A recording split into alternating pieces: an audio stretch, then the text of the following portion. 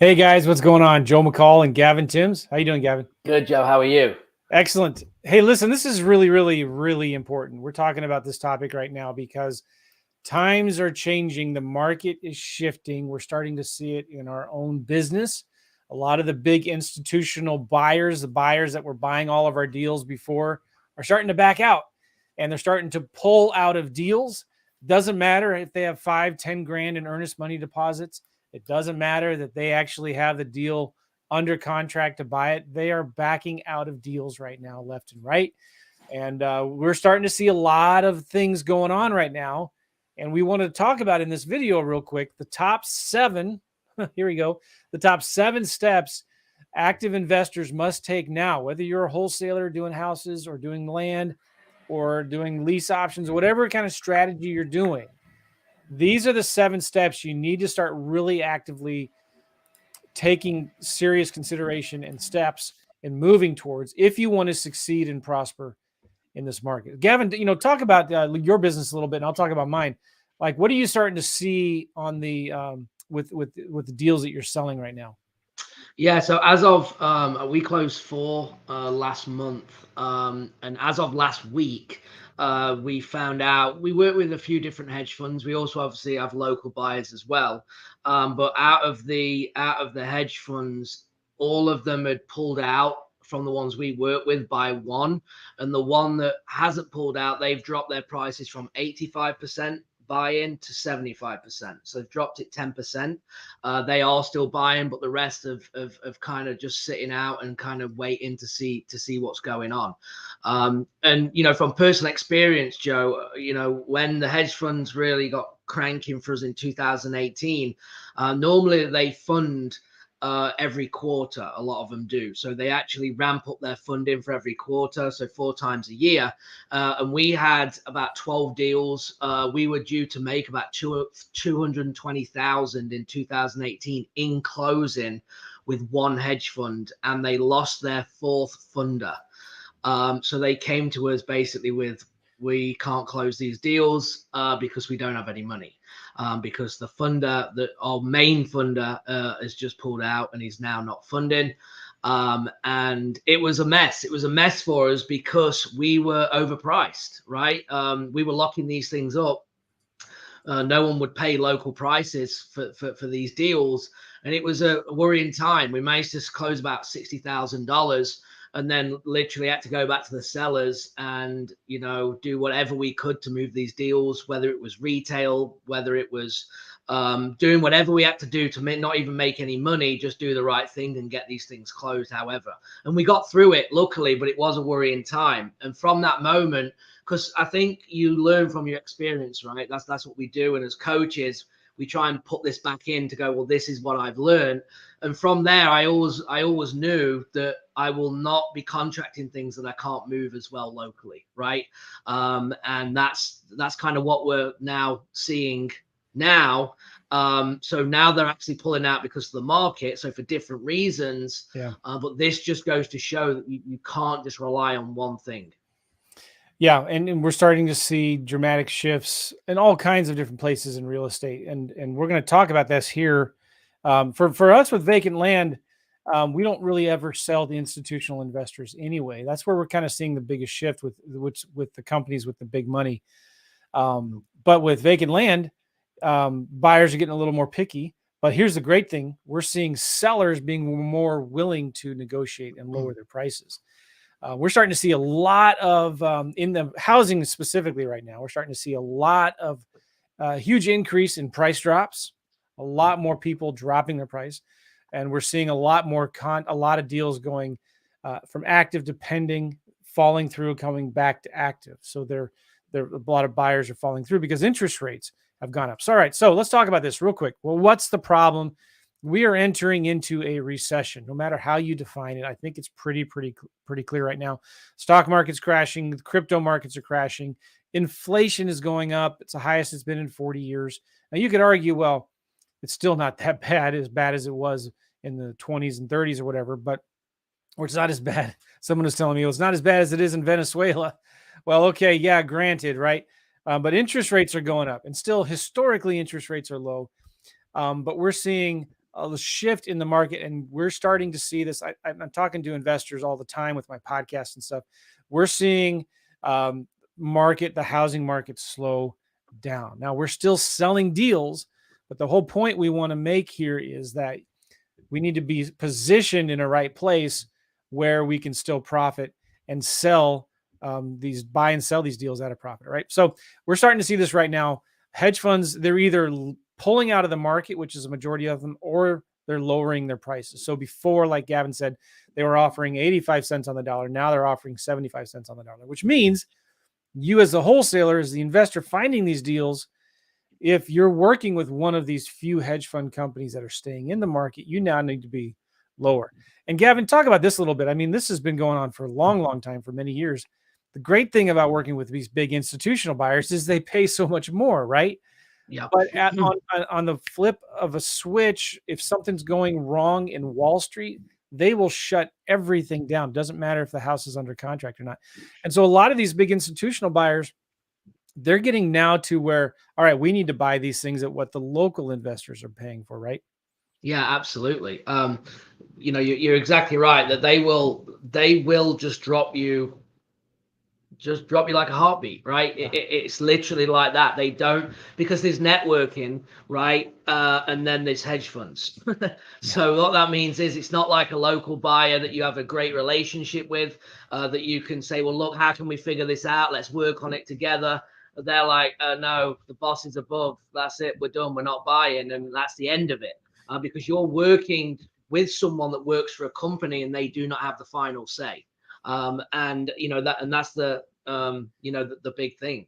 Well, so go on. I was going to say too, this is all tied to the stock market, right? Because like, it's hard to understand. I don't even understand it all, but when this market crashes and the economic indicators look bad or whatnot, these hedge funds are leveraging money and interest rates, so as interest rates rise, they can't leverage their money like they used to, and the stock market's tanking. So they get skittish, they get nervous, they move their money from here to there. And that is what affects what they're buying in the housing market. We have some zip codes in the St. Louis area here. I was just looking at this recently for a local news story where 40 to 50% of all the homes that were being sold in this zip code were being sold to big institutional investors. So that is really, really slowing down right now. So yeah, right. Absolutely. But lenders and banks are also tightening their lending requirements. Okay. If you're somebody who is using institutional money, banks, to buy big portfolios of properties, you're starting to see, or even like if you're doing the BRRRR strategy and you're buying and refinancing and all of that, you're starting to see higher requirements. You need more down payment. Interest rates are going up, which erodes and cuts into your cash flow. And they want to see more cash in the bank. So it's getting harder and harder to get financing, regular traditional bank financing, because they're tightening their restrictions, right? Yeah. So bottom line, you can't rely on institutional buyers anymore. But this is what's actually exciting. This actually presents an amazing opportunity for us as investors, as wholesalers, mainly, because like we can adjust and change very quickly.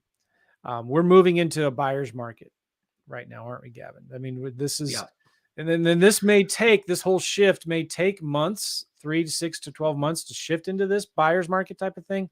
But we're starting to see it right now. It's very, very plain. Yeah, absolutely. And for the new investors, right, what's happened over the last 2 years is basically you've come in and you can negotiate at a higher price that's not realistic for the last 20, 30 years, right? So you're coming in and you're locking deals up because you are selling to the hedge funds, and some are paying up to 90%, right? You're not going to find a local investor unless it's a good buy and hold, right, that's going to pay you 90%. It's just not going to happen. You're going to be at 75, 70%, sometimes even 65, depending on your market. Yeah. And that's where it gets harder, because people are going, well, I've been in the business 2 years and I'm locking them up at, let's say for 100 grand, you're getting them at $80,000 and sell them to a hedge fund. Now you've got to come in and get them at 50. So you got to come 30,000 less to still make a 10 spread.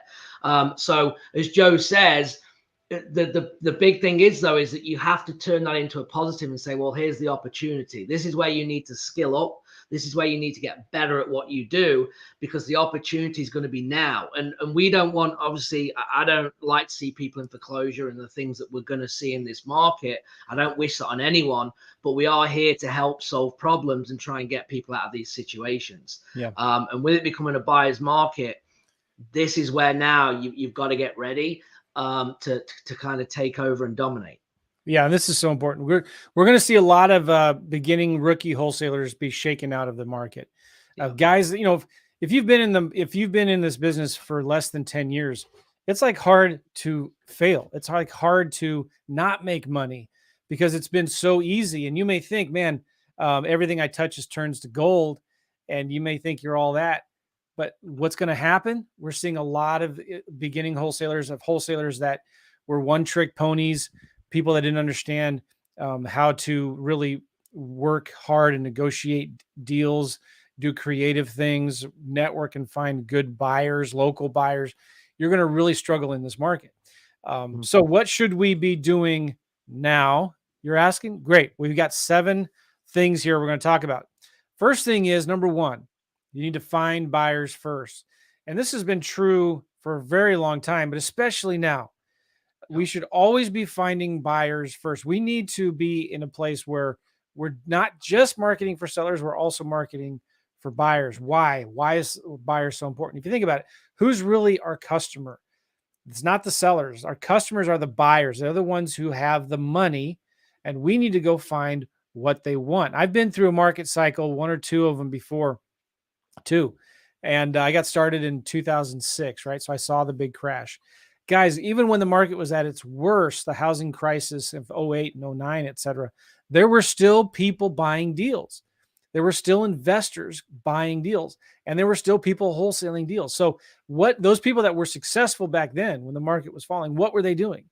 It's real simple. They were finding the buyers first, finding out who they were, finding out what they wanted, and then they were going to go get it for them. Now, their profit margins weren't as high maybe as like what we're seeing now. Like those days, pretty much, I mean, you can still make 30, 40 grand on a wholesale flip, but I think those kinds of days are gone for a little while, right? We need to be getting more comfortable to $10,000, $20,000 wholesale fees.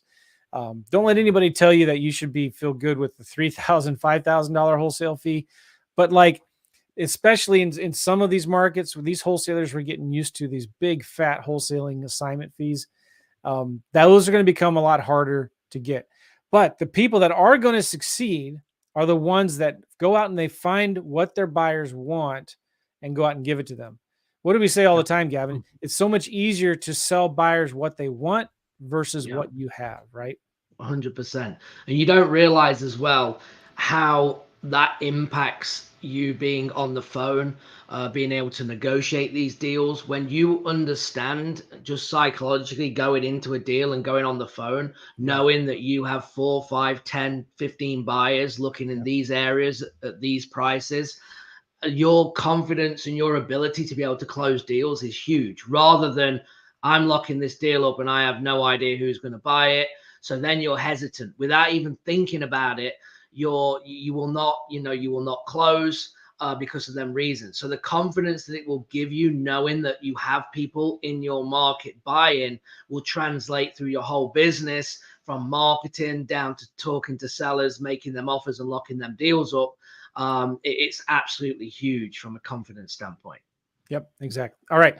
So that's number 1. Find buyers first. Find out what they want. Find out what they're buying and go get it for them. Because there's a lot of money sitting on the sidelines waiting for prices to drop before they come back in to the market. So there will always be a demand for housing. We just need to find out who that demand is coming from, right? Number 2, you need to start thinking about lowering your offers. Like we were just saying already, before you could get away with offering 75, 85 cents on the dollar. Now you're going to need to be offering 65, 60 cents on the dollar or whatever. Yeah. And that's one thing we've been doing in land. We're making offers where before we were making offers at maybe 35 cents on the dollar. Now we're making offers at 20 cents on the dollar. And guess what? We're still getting them accepted. The sellers are reading these news stories also. They're kind of freaking out. They're thinking, oh no, I need to sell this thing.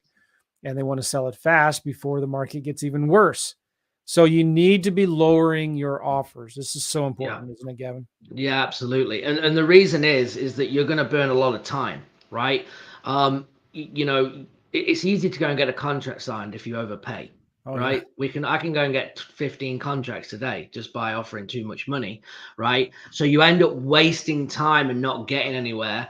So you have to again learn what the market is doing and go lower. And that's where again that sales skills comes in, the positioning to be able to go lower, price anchor, be able to drop low, deliver the offer in a way that you can then come back up, and there's certain things and skills that you can develop to be able to do this.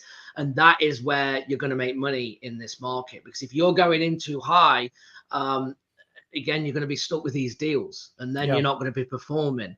And it's just, again, negative to negative. So make sure that you're going in lower and have the confidence that the sellers will accept these offers. If you talk to enough people, they will come. Yep. All right. Number one is find your buyers first. But this is things we work with our coaching students on all the time, very successfully. Number two is lowering your offers. Number three is learn creative financing.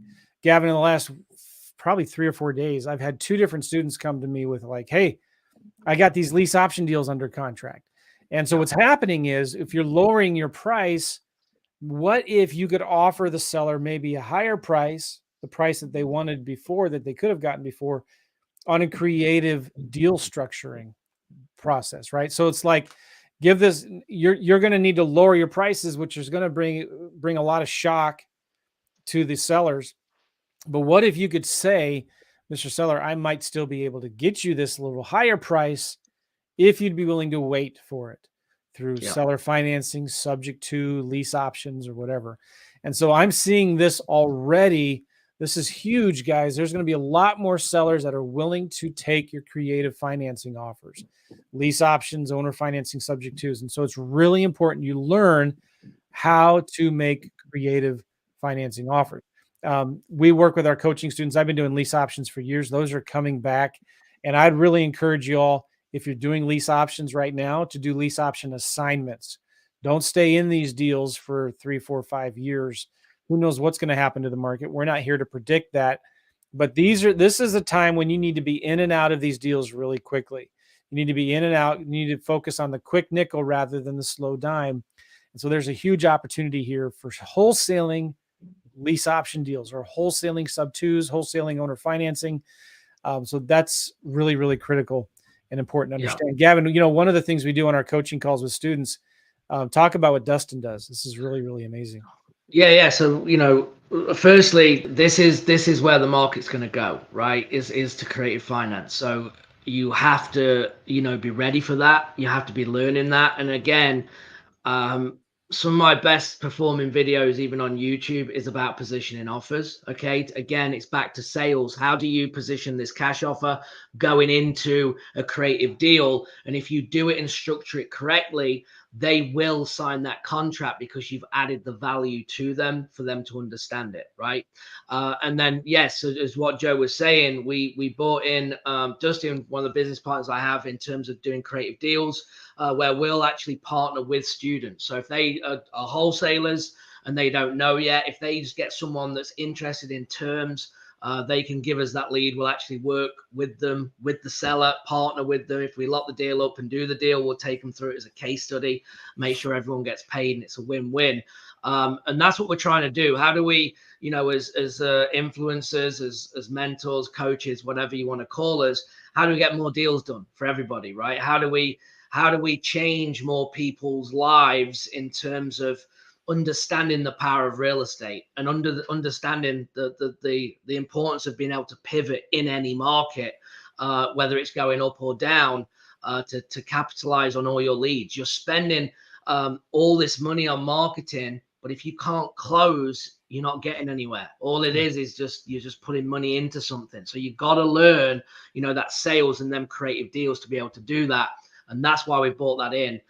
Just in the last couple of months, we've probably closed, 2 or 3, I think, creative deals with students. Yeah. So yeah, I mean, it's a huge benefit for us. It's really, really picking up now, and you got to be able to offer multiple different options to sellers and give them multiple choices. One of the things we're going to give you, if you go to reiproof.com right now, you'll get a PDF. We'll show it to you in a second. We talk about how to make creative financing offers in that PDF. So go to reiproof.com. And this kind of lines up with number 4 is what we're talking about here is lining up hard money, private money. So when you're selling these deals now, it's not enough just to sell them for cash to a cash buyer. You're going to need to be more creative on how you're advertising your deals. And when you can advertise a deal with financing already in place, it's going to be huge. You're going to sell these deals so much faster and for a higher profit. So what does that mean? Well, talk to your local hard money lenders, right? Start looking at raising private money. If you can't rely on the banks anymore, start thinking about raising private capital. And the best private money in the world is seller financing, the financing that the seller carries back for you. So if you can sell a deal to another investor where the seller is keeping their financing in place, maybe you're taking over the existing mortgage that's still at 2 or 3%, right? Or you're doing some seller financing at a low interest rate, or you have a hard money lender that's willing to lend money on this particular deal. Guys, you're made. It'll be so easy to sell your deals in a recession to investors when you have financing in place, because these buyers are having a hard time. They run out of money. They don't have unlimited sources. And when you can provide financing in place, I mean, it's game over. You can make a ton of money. You can make a killing in a recession. Yeah, and the lenders won't lend. So there's another. If they're going to be analyzing that deal, right? Unless you have a relationship with them, they're not just going to be writing you checks. So they're going to look and go, "This is too high in this market." Again, what does that go back to? You got to get it lower. So having these lenders, they're going to be able to educate you as well on if you should be buying this. That's such a good point, because if a hard money lender says, "Nah, I'm not going to lend you that," it's not a good deal. Yeah, and you should never buy a deal for your own self to keep if you can't wholesale it out. Yes. It's not a good deal. If you can't flip that thing to another investor, landlord, that is not a deal you should buy for yourself. I'm telling you, that's a big, huge, fat warning sign that you need to pay attention to. So the other cool thing about working with local hard money lenders is they know who the active buyers are. And so they can also bring you buyers. You can tell these hard money lenders, listen, I'll pay you a $5,000 referral fee if you can bring me a buyer that buys this deal at this. So when you can advertise a deal with hard money or financing already in place, it's easy peasy to sell those deals. All right. Number 1, we're going to go through these again. Find your buyers first. Number 2, lower your offers. Number 3, start offering creative financing. Give the sellers multiple options. Number 4, line up hard money or private money and sell your deals with financing in place. And number 5 is really important. You need to start looking at your own business expenses. This is a time now to start cutting the fat, right? You need to start looking at all the different marketing that you're doing and find out, okay, well, which campaigns, which type of marketing is not working that well. Maybe you need to cut that. Maybe, in the past, it's been easy to be sloppy. You can be sloppy and still make a ton of money, right? But now it's more important than ever to look at your expenses, and you've got to know your numbers. If you don't know your numbers, you do not have a real business. There's a great book called Profit First. You've heard me talk about this story before on my podcast, how I got in trouble with the IRS because I wasn't setting aside money. But Profit First is really simple. For every dollar that comes in, you pay yourself first with profit. Then you take profit out, then you set aside money for the IRS, and then you set aside money for yourself. And then whatever's left over is what covers your overhead and your expenses, right? Mm-hmm. So that's really important to understand, that if you do that, your business will always be profitable. I mean, Gavin, we've met people before that just blows our mind. They're like, yeah, I'm doing tons of deals, I'm making tons of money. But when you sit down and look at their numbers, it tells a different story, doesn't it? Yeah, there was the worst I've ever seen was a guy, and I won't say his name. He's in Texas. He came to us and he'd done something like $450,000 that year. And when we actually dove in, looked at the numbers, looked at what was going on with his marketing and everything, he'd spent about $485,000 doing it. So he'd actually lost money. Right now, obviously that was an expense. Maybe he's putting stuff and buying stuff through the business, but still, he was running at a loss because he felt like he was doing well, but he knew something was wrong, but he couldn't figure out why. And it was because he was just, hiring people, office space, just all stuff that's not necessary to be doing when you're trying to grow so fast. And if you don't know your numbers, you don't even know what's working because money's just coming and going. And you have money 1 minute, then you don't, and it's hard to track. So when we dove in, you don't have a business. So again, you start cutting them expenses, and then you start to see the money in the bank start to grow. And that's what you need to be doing right now. And I just want to say as well, is that I've been in the business obviously less time than Joe, but you have to learn from people's mistakes and failures, right? It's not what they're actually doing well, it's what they learned from. So when I started working with Joe, one of the first things that we talked about was profit first. He's like, you need to read this book. This is what happened to me. So I'm like, well, I'm not. So I put taxes aside. I'm always up to date because you learn from that, right? So again, that was one educated lesson for me to go, well, I don't want to do that because it's easy as entrepreneurs, right? You start making all this money and then you start putting it into things, you start reinvesting. You're not thinking about that you owe, this isn't all your money, that you owe the IRS, you owe the state, whatever. You're not even thinking about that till the end of the year when you've reinvested everything and then you get that big check and you're like, well, I don't have that. So you can kind of see how it goes wrong. So you've got to be thinking, guys, that when the things we're talking about is from experience, so you don't follow in the same footsteps. But nothing is more frustrating. Well, there are some things that are more, but there's very few things more frustrating than making 30 grand on a deal and it all disappear in overhead and expenses and salaries and marketing and taxes. And then that only is going to be good for the next 30 days, right? Mm-hmm. And then you got to, so it's this hustle, it's this grind. And sometimes you got to do that. But if so many people out there, if they would just look at their business, look at the numbers, like you got to be honest with yourself, get your head out of the sand, look at the numbers in your business and think about this. Like, man, okay, how much do I really need to survive? Like, what do I need to cover my living expenses? Do you have 6 months of living expenses set aside in the bank in case it all goes to hell, right? Are you prepared that if everything were to fall apart, you could still survive and figure out a way to get back on your feet with 6 months of making sure your rent and mortgage payment is covered, right? So look at your expenses, your personal and your business expenses. What do you need to cut and trim? Now is the best time to do that. I'm telling you this from experience. I buried my head in the sand. I didn't look at the numbers. I knew I was in trouble. I was hemorrhaging cash. But you've got to make these hard decisions now. So look at your business expenses, cut the fat, and read that book, Profit First. It'll change your life. It's such a great book. All right. So number 6 is offer incentives to your buyers. Now, what do we mean by this? So there's fewer buyers now. And so how can you make yourself stand out and sell your deals faster? We talked about this a little bit, but when you can offer like, hey, we'll cover your closing costs, or we'll give, if it's an agent, you have agents that are bringing you buyers, offer a higher referral fee to agents, offer things like financing is in place, do the extra work, go the extra mile to talk to some hard money lenders and line up some financing. I remember when the market was crashing and things were really, really difficult in 2010. One of the things that people forget is that the small local banks were still lending money on deals. The small local banks. So if you got to start thinking about building relationships with some local banks.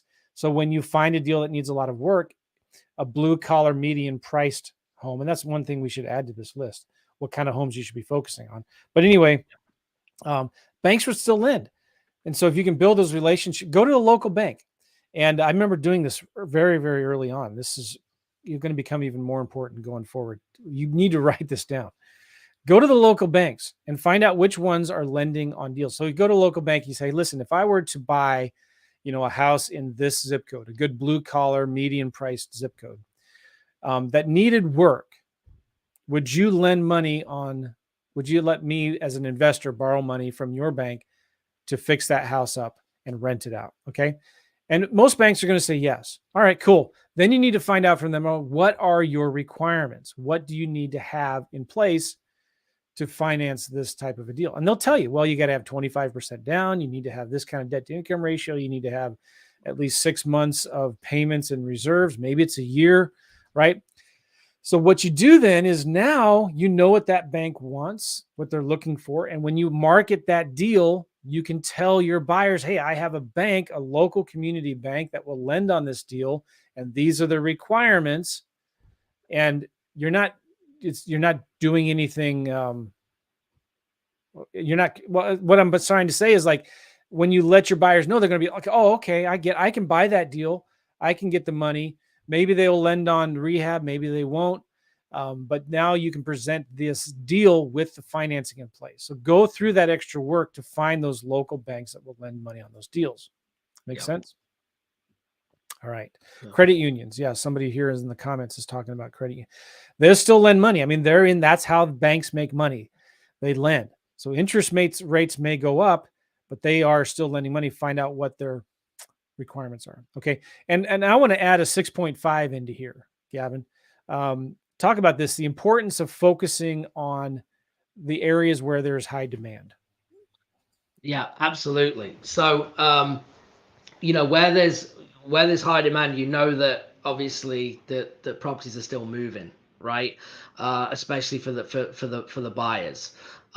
You have just got to understand is that when I analyze a market and I'm going to go into a new market, there's two things that I have to make a decision on. Okay. I understand that if everyone's buying in a certain area, that it's going to be more competitive. Okay. But people are buying deals there. So I have just got to get amongst it again. And you like to use the word dominate a lot, and that's not from an arrogance, but that's just an internal thing where I'm going to come in and try and dominate, right? Through my team or the skills that we have to be able to lock these deals up. So you have that opportunity to be able to do that. Understand that it's going to be more competitive. Understand that you're going to get into bidding wars, right? And why are they going to do? Okay, why are they going to do business with you and not someone else? And that's what you're trying to do. And when we come on to the 7th point, I'm going to talk more about that. Then you have the obviously opportunity to go, let's go surround around that area, right? And you can start to also pick up buyers that are on the outskirts where it's maybe not as competitive, not as busy, to be able to then focus on what their buyers want. But you don't want to be as a wholesaler, it doesn't really matter because you can wholesale anything, but you need to be, as Joe's just put on here, then medium price homes, right? That's where people are going to gravitate to because that's where people are going to be, again, renting. That's where we know we can fill. We're not going to go after the $1 million house in Alabama, right? Where no one wants because the finance is too much. They're the ones that are going to be more concerned. But if you go to an area where the median price, where the renters are going to be still renting, okay, that's where the buyers want because they know that they're going to be more secure with them rentals. They're not going to go and get something and try and flip something in $500,000-$600,000 where your median price is $200,000. Yeah. They're going to be shifting and gravitating towards that median price. Yeah, focus on the demand. Where is the demand? And it's the median priced areas. It's not that $750,000 one-bedroom condo in Miami, right? Yep. Those days are over. It's not the $1 million McMansions in Tempe, Arizona. It's the median price. There will always be a demand for that. Okay, so focus where that demand is. Number 7, we're almost done here. It's all about networking and relationships, and this is more important now than ever. You can't be a lone ranger in this thing. Talk about this a little bit, Gavin. Yeah, I mean, this is guys, this is the most important thing in the business, and you can go from top to bottom with this, right? Yeah. Networking relationships. We can talk about banks, as Joe's just been talking about. When you walk into a bank and you get to know someone, right, and they're going to have all these requirements. Well, guess what? Once you've done 1 deal, 2 deals, the requirements will change for you. It may be that they need 6 months of seasoning. Now you've done a couple of deals, they trust you. It's now 3 months. Okay. They used to say 25%. Now they only want 15% down because they know you. It's the same with the hard money lenders, right? Or the private money lenders. I have private money people that just write me money. They won't even look at the deal because I have the experience and the trust with them. but it takes time. So when the hard money want all of these things, but you've done now 5 deals with them, now it's just like, yeah, everything becomes faster because of that networking relationships. Same with the cash buyers, right? We have what we call VIP buyers, where we know they're going to close. We know they're true to their number. And that goes a long way in this market. I will take $3,000, $4,000, $5,000 less, knowing that this person is definitely going to close, rather than having this new buyer or this potential hedge fund that might pull out at the last hour. And then I'm going to be scrambling around, trying to fix the problem.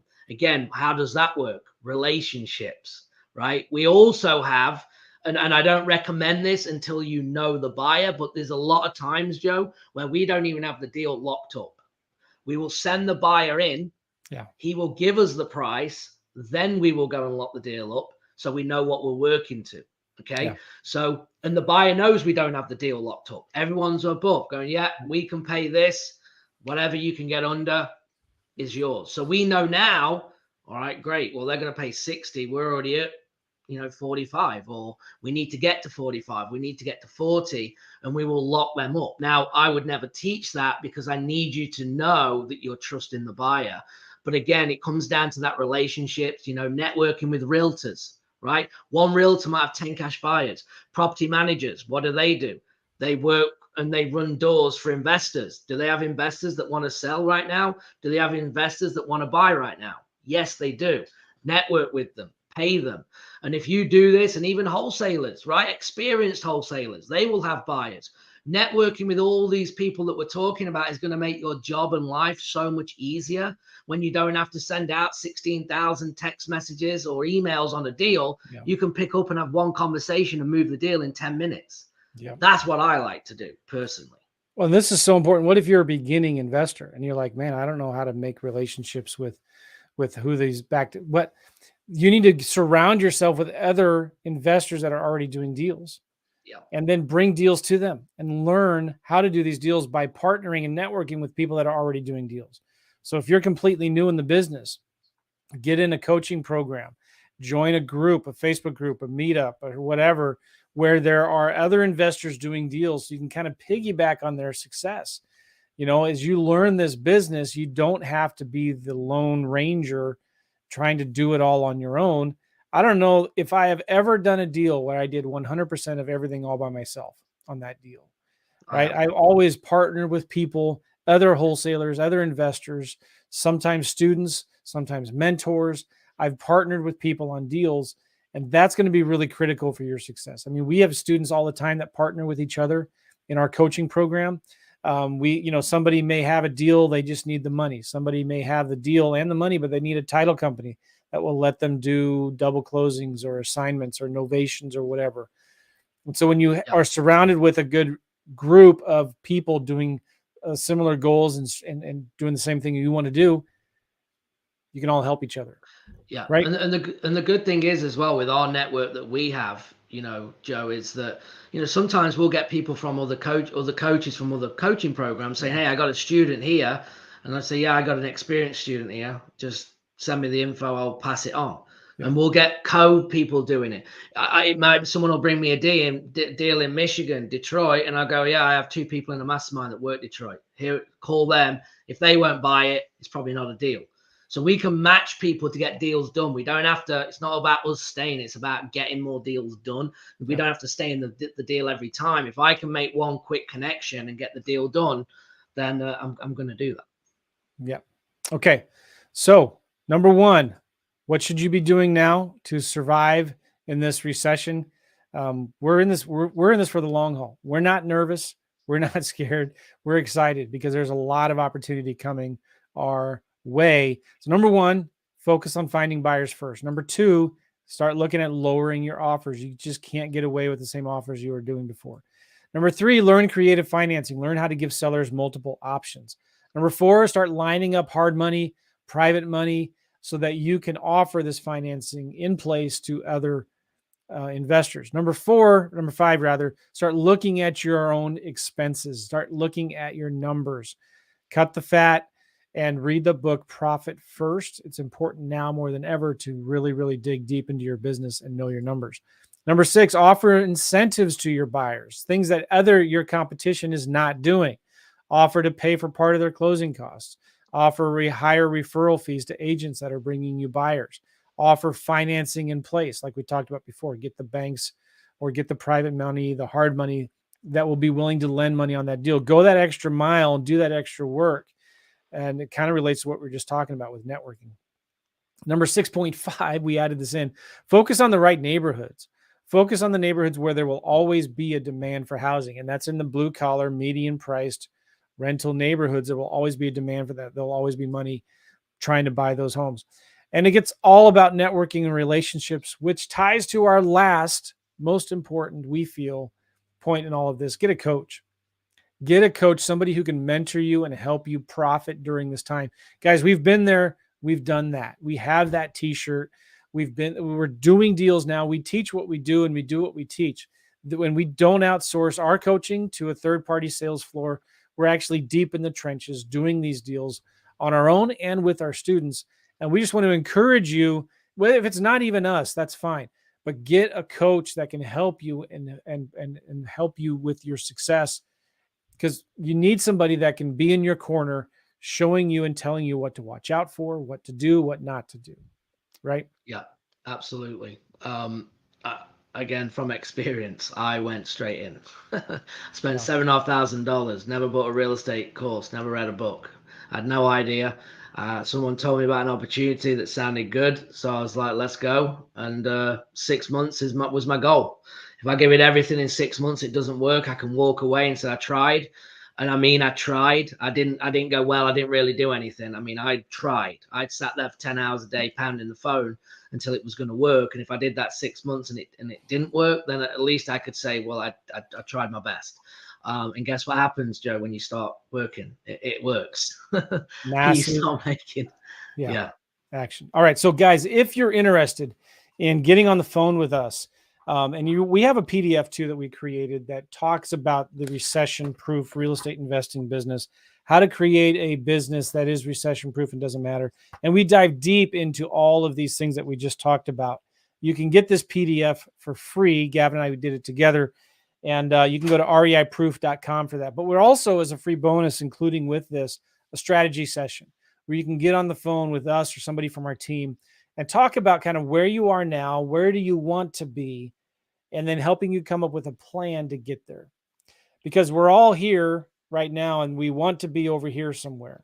Maybe it's like making a lot of money. Maybe it's just quitting your job. Maybe it's just something to part-time, pay the bills and pay some extra vacation, right? So how are you going to get there? That's the trick. That's the question. And a coach can actually help you get there faster. And, sometimes it's like the most successful people you look at, they all have coaches. And it actually costs you more not to get help. And if you're trying to learn it on your own, there's tons of free resources out there. But, you could go look for something on podcasts or YouTube, and you're going to get 20 different voices telling you to do 20 different things. Yeah. And you're going to be spinning your wheels and wasting a ton of time. And it's what it's I can't relate to this because I didn't do it. Probably you can, Joe. But we talk to people, and sometimes the people that join us, and you look and go, well, what have you done? And they've bought every course going. They've spent 20,000 on courses, right? And I'm not saying that the courses aren't good. The information's there, but do you have the accountability? Do you have the help? Do you have the structure, right, to be able to get deals done? And that's the difference. The why you need to be in something, and whether it's with us or not, that doesn't matter. You got to get someone that you like, that you trust, that you jive with, to be able to get these results. So you've got to do it. And when you go here, guys, it's really important. When you download that, there's going to be a second page that pops up, and there's going to be a button, I think it's blue, that you click for that free strategy session. We only have obviously limited time as well. Okay, so if you're listening to this now, make sure you go and get on that calendar ASAP before. I'm not saying we're going to take it down. I don't know what we're going to do, but we only have obviously a limited amount of spots, as you can imagine. So make sure you take advantage of that as soon as possible. Yeah, let me show you. This is important, guys. When you go to get this recession-proof real estate investing, all right, you see this here? Yep. reiproof.com, reiproof.com. You're going to be taken to this page. Just put in your name and email and phone number, click free instant access. The next page is going to take you to a little video of Gavin and I talking about a little bit about what we talked about right now. But right here is this button, schedule a call with us. Okay.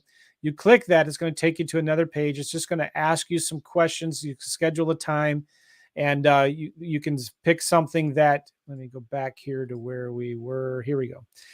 So you can pick a time to get on the phone, and sometimes we call it a gap session. This is going to be something where you can look at, all right, this is where I am now. This is where I want to be. And this is what you just like, I don't know what to do. In this call, we're going to give you a roadmap, and we're going to give you a guide map. We're going to tell you how we can help you do it. And if you feel like, yeah, this is something I want help with, then we'll talk about that. We'll talk about next steps. Okay. It's completely free. And you're going to at least walk away from that call with like, oh, that's really cool.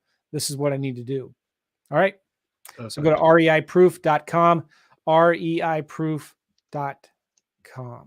Cool. Gavin, anything else? Should we wrap this up? No, yeah, I think it's great. I thought that was good today. Let us know, guys, in the chat. Give us a heart, thumbs up. Make sure you like and subscribe if you're watching on one of the podcasts or the YouTube or Facebook. And yeah, I mean, now's the time, right? We talk about that. It's not let's wait 6 months and see. You've got to get in now. You've got to start learning these things, these steps that we talked about. And that is how you're going to pull through this market, hopefully making a lot of money. And that's what it's about, pivoting, understanding what the market's doing. And yeah, happy Awesome. investing. All right, guys, go get this free PDF right now. Schedule a call. Let's talk. Go to reiproof.com, and we'll see you guys later. Take care, everybody.